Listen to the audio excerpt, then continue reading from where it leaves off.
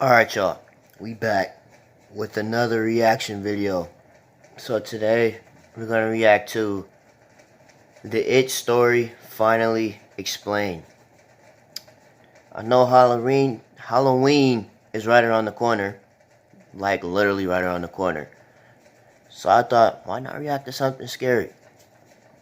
So we're gonna react to this video, the entire It story finally explained. I watched It 1. I mean, it was alright. Y'all had it really hyped up with, like, being the top movie of the year. Y'all had it hyped up with, like, Endgame, Avengers Endgame and all that. And I didn't really think it was ranked that high as far as movies go. But anyway, that's beside the point. Let's get into this reaction. You ain't really with the pop up. More got the 40, yeah, you know he keep a Glock tuck. Dread hair roster, real body dropper.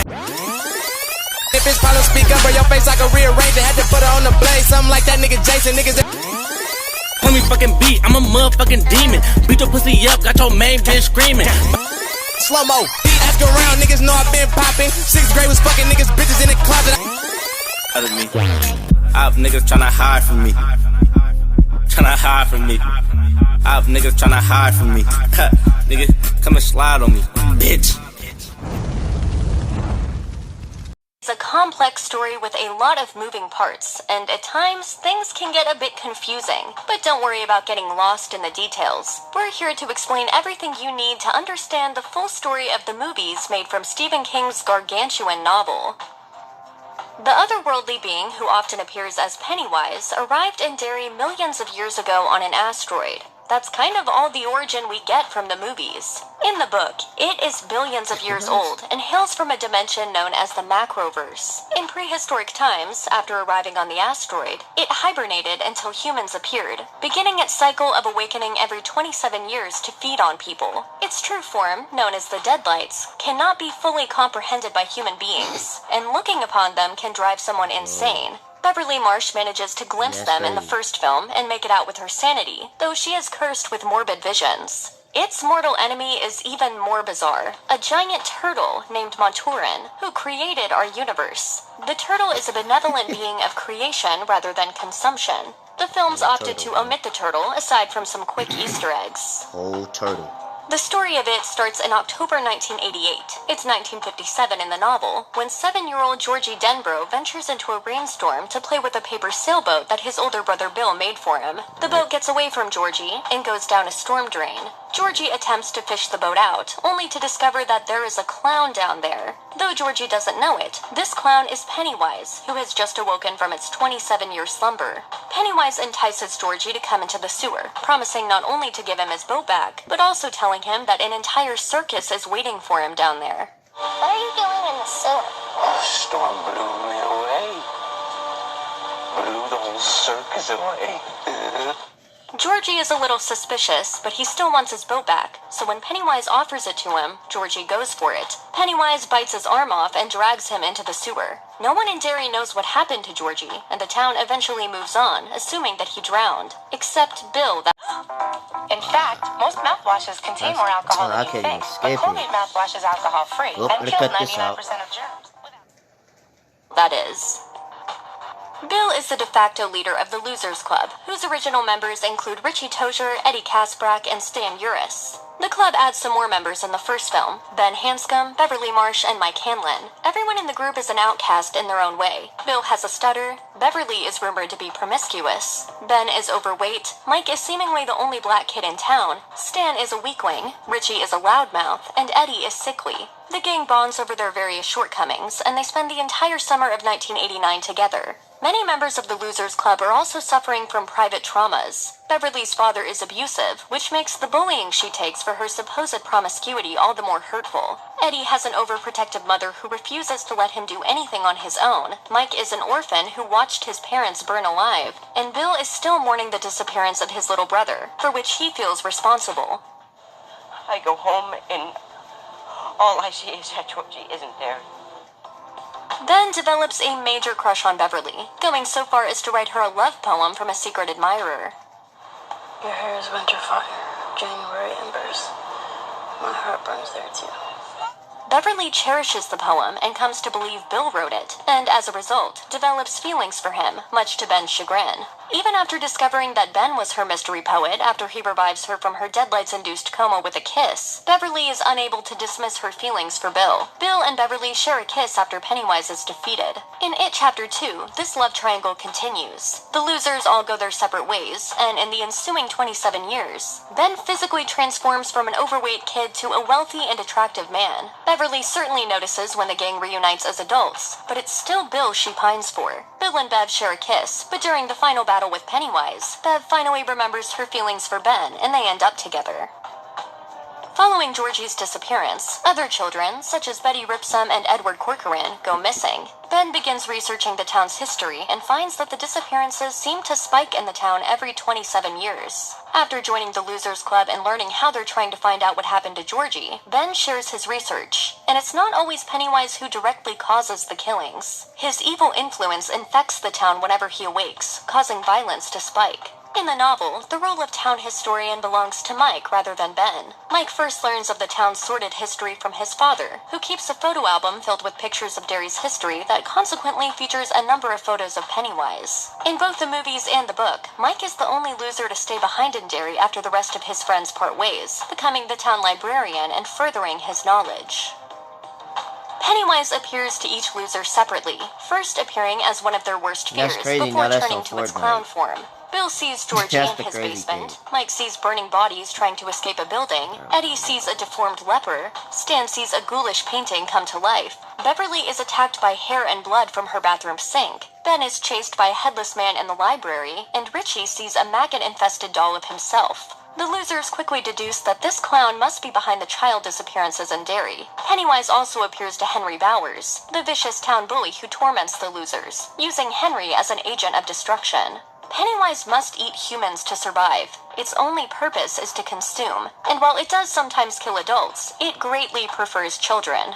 According to Pennywise, people taste better when they're afraid, and children are easier to scare than adults. That's why Pennywise shapeshifts into whatever its victims are most afraid of, and why it usually stalks them for a time. In the book, it compares this process. They track Pennywise to the town's well house and have a terrifying confrontation that results in Eddie breaking his arm. Afterward, most of the losers lose interest and try to pretend like nothing ever happened. But that changes after Beverly is abducted by the clown, which rallies the other losers to rescue her. They follow her trail back to the well house, where they're confronted by Henry Bowers, who has just killed his father under its influence. Mike gets the best of Henry and pushes him into the well, seemingly killing him. The losers then enter its domain to search for Beverly. In the book, there was no such rescue mission. The losers head to the sewers for a final confrontation with Pennywise, but they do so as a group. The filmmaker's decision to put the lone female loser in a situation where she needs to be saved led to criticism, with some accusing the film of adding the damsel in distress trope to a story that didn't have it before. The losers defeat Pennywise by proving they're not afraid of it. I'm gonna have to kill this f***ing clown.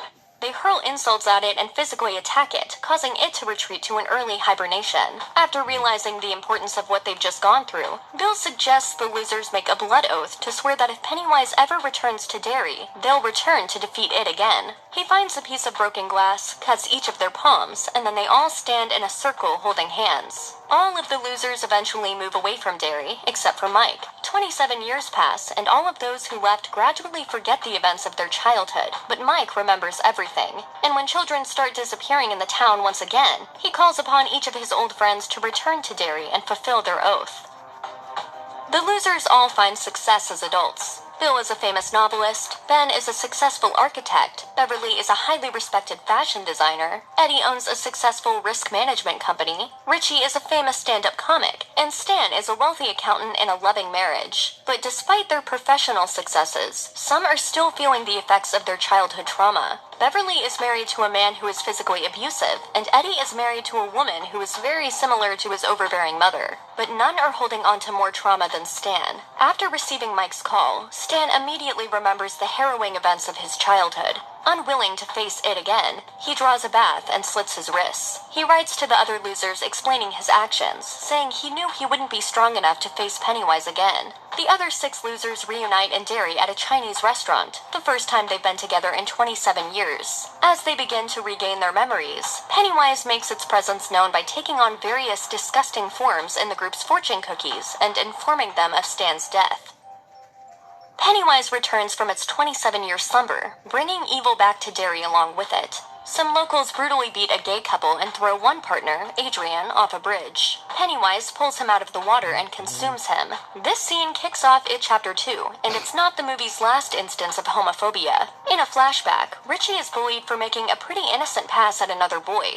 The film strongly implies that as an adult, Richie is living as a closeted gay man. Pennywise tells him that he knows his secret, which is likely that he's in love with Eddie. When It kills Eddie during the final battle, his death hits Richie the hardest. Richie refuses to leave Eddie's side and has to pretty much be pulled away by the other losers. He later cries uncontrollably while the other losers fondly remember Eddie. At the end of the film, Richie revisits a secret carving of his and Eddie's initials he made as a child and recarves it, showing that he from the sewer following Pennywise's defeat. He is then arrested for the death of his father and spends the next 27 years in an insane asylum. Pennywise breaks Henry out of the asylum after the losers reunite as adults, doing so in the form of the corpse of Patrick Hochstetter, a member of Henry's gang who became one of its victims. Pennywise sends Henry after the losers, telling him to kill Eddie first. Henry stabs Eddie in the cheek, but Eddie removes the knife and stabs Henry back. Henry also attacks Mike in the library, but Richie kills him before he has a chance to do much damage.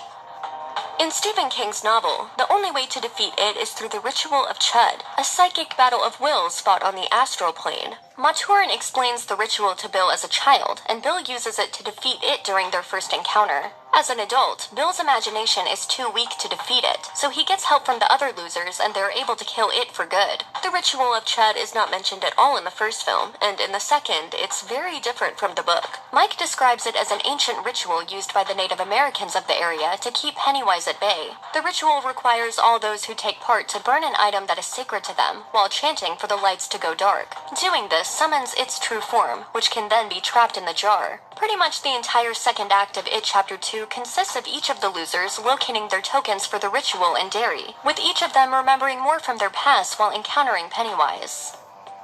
All 6 surviving losers head to Pennywise's lair for the ritual of CHUD, which doesn't work. It turns out the ritual didn't work for the Native Americans either. Mike secretly knew this, but he thought the losers could pull it off with their shared belief. Pennywise then battles the losers, killing Eddie in the process. The rest are then able to defeat it by continually insulting it like they did when they were younger, causing it to shrink to a tiny size. After Mike remembers a Native American proverb about all living things abiding by the laws of the shape they inhabit, they're then able to pull out its heart and crush it, destroying Pennywise for good. Losers stick together.